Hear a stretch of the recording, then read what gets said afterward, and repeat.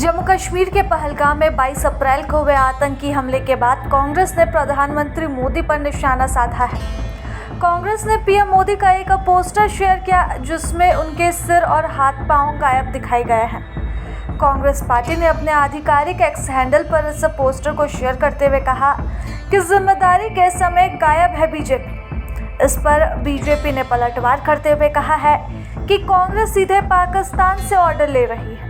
कांग्रेस पाकिस्तान आतंक के deep state की टूल किट बन गई है।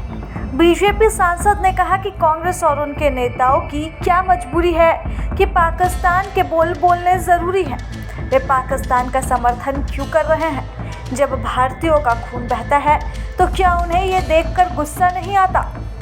कि पहली बात तो ये समझनी होगी कि दुनिया का एक देश ऐसा है जिसकी स्टेट पॉलिसी में टेररिस्ट फंडिंग है, यानी कि आतंकवादियों को धन देने का काम उनकी स्टेट पॉलिसी में आता है। उसका नाम पाकिस्तान है। आतंकवादी हमले में निर्दोष लोगों का खून बहाने में जिनको आनंद आता है उसका नाम पाकिस्तान है। भारत में बार बार आतंकवादी हमले कराने का काम करता है, उसका नाम पाकिस्तान है। और दूसरे देशों में आतंकवादी हमले पिछले कई वर्षों से करा रहे भारत कुल में ये पाकिस्तान के मंत्री ने माना है इंटरव्यू में। और पाकिस्तान के रक्षा मंत्री ख्वाजा आसिफ ने खुल्लम खुल्ला धमकी दी है कि भारत के अलग अलग शहरों में वो आतंकवादी हमले करवा सकते हैं। ये गीदड़ भभकी देना बंद करो और ये आतंकवादी हमले और आतंकवाद को समर्थन देना पाकिस्तान बंद करे।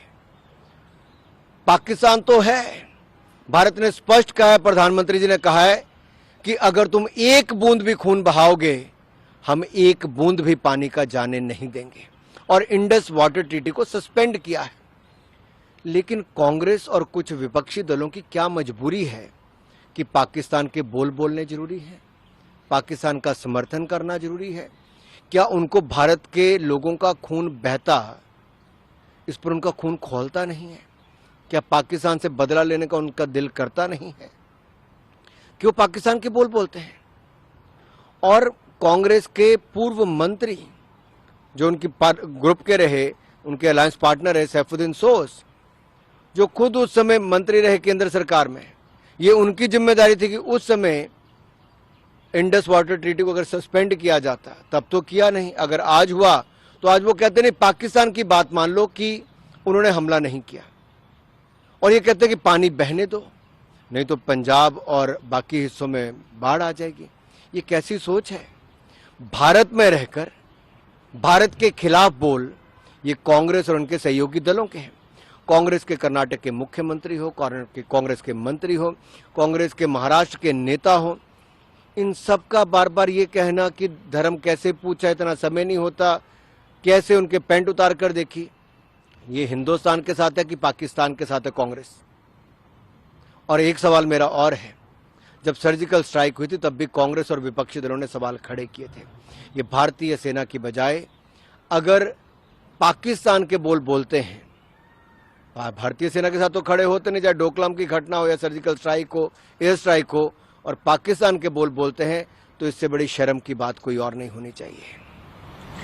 लेकिन सबसे बड़ा सवाल है कि कांग्रेस के लीडर सीधे बोल रहे हैं कि आतंकवादियों के पास इतना समय कहाँ होता है कि वो धर्म पूछेंगे और धर्म पूछ के मारेंगे। आतंक का कोई धर्म नहीं होता, इस तरह की बातें नहीं होनी चाहिए, कार्रवाई करिए, तुरंत कार्रवाई। कांग्रेस ने भी थोड़ा सा समय नहीं जाने दिया और हिंदुस्तान पे प्रश्न चिन्ह खड़े करने शुरू कर दिए और पाकिस्तान के बोलने शुरू कर दिए। देखिए, देश में एक एक जनता जानती है कि नरेंद्र मोदी की सरकार कितना सजग होकर इस भारत को चलाने का काम कर रही है। और स्वाभाविक है विपक्ष अपनी बात रखता रहेगा। विपक्ष के नेता का ही अता पता नहीं रहता है देश के लोगों को। ये गलत है इस तरीके से। जैसा मैंने कहा कि एक सेंसिटिव विषय है और मुझे लगता है इसकी सेंसिटिविटी को समझना विपक्ष की भी उतनी बड़ी जिम्मेदारी है। कल जिस तरीके से उमर अब्दुल्ला जी का जम्मू कश्मीर की विधानसभा में जिस तरीके से उनका बयान रहा, इस तरीके की गंभीरता की फिलहाल जरूरत है। पर ऐसे में कांग्रेस जैसी पार्टियां अगर इस पे भी अगर राजनीति ही करेंगी तो ये उचित नहीं। प्रभातखबर.com, विश्वास वही, रफ्तार नहीं।